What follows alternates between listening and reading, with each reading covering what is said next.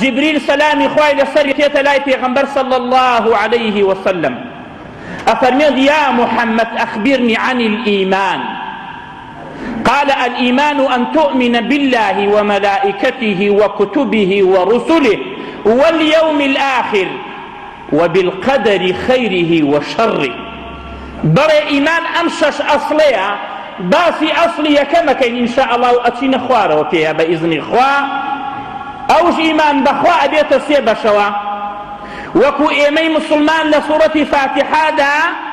رجل لاي كم وحفظ جار أي خوينين أرين الحمد لله